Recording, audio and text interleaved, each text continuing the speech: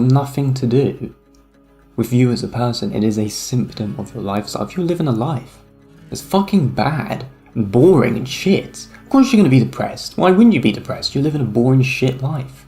When you're not doing anything interesting, you're getting up and you're doing the same shit every day, of course you're going to be depressed. It makes complete sense. Why wouldn't you be depressed? It's a symptom of your lifestyle. It's not a cause of your lifestyle. You know, the whole debate of chemical imbalances in the brain as a cause for depression is not relevant anymore. They debunked it. The scientists finally went, alright, it's not really true. It never was true. This cause of depression being chemical imbalances in the brain, you know, reducing everything down to the chemical, atomized situation, all of this crap. It's down to your lifestyle. It's down to what you're doing. It's down to if you are, you know, pleased with your progress in life, if you feel accomplished, if you feel confident. If you don't feel confident because you're not doing anything, of course you're going to get depressed. You know, depression, I'm not saying depression isn't real, I'm saying depression is a symptom of lifestyle. People are not told this, people are putting drugs, and then people start to expect, oh, my depression's going to go away because I'm just being given drugs. But no, it's just, if you don't realise that your lifestyle is very important to how you feel, and your lifestyle is very relevant, and what you do in your life is very relevant to how you feel, how you act, what you want to do, then you're missing the massive point of what the meaning of life actually is, and what life actually means when it comes down to why you feel the way you do, why you do what you do.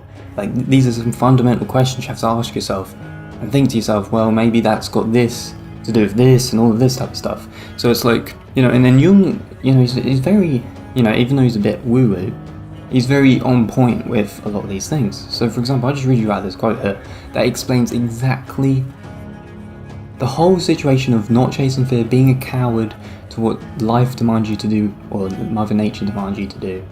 And then you listen to this quote, and you tell me if he's wrong, because I'm pretty sure he's not wrong here. So this is him in reference to depression and why people get depression. Okay, so this is what he says. Youthful longing for the world and life, for the attainment of high hopes and distant goals, is life's obvious teleological urge, which at once changes into fear of life, neurotic resistances, depressions, and phobias, if at some point it remains caught in the past or shrinks from risks without which the unseen goal cannot be attained. So look, if you're, you know, depression comes if you have high hopes and you don't actually try and activate yourself towards these high hopes of life that you have. If you don't try to run towards the things you desire, these things are going to come back and haunt you, because you're repressing these things. You're repressing these desires by being a coward in front of the desires that Mother Nature inflicts into you that you wish to have and desire. If you repress these things down, you keep pushing them down, they're going to come back up inside of you in the face of like phobias, as anxieties, as depression, because you're repressing your soul. As I've said, depression is deep repression. You're repressing your soul. And of course Jung taps into this, which I didn't even know he did until I looked at some quotes on depression that Jung was saying, and he says, well, it's the same thing. You're repressing your soul. And what he says is, when we suffer from lack of psychic energy, we say we have depression or an inhibition, not realizing that part of our mental hierarchy has gone away beyond our control, that we have in fact lost our soul. And it rhymes quite nicely as well there. But he's literally saying, you've lost your soul. If you start developing these inhibitions of being basically a coward to reality of what you want to achieve, you're going to lose your soul, because you're deeply repressing your soul.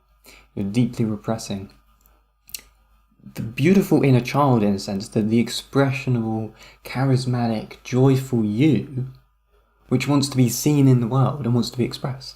Now, if you are an individual who is struggling with procrastination, wants to break bad habits for good, and is seeking mentorship to become the strongest version of themselves, then make sure to book a free consultation call down below with me, where we can have a chat and see how we can work with each other to create the most effective action plan possible. With that said, I hope you have a lovely day, and I'll speak to you in the next video.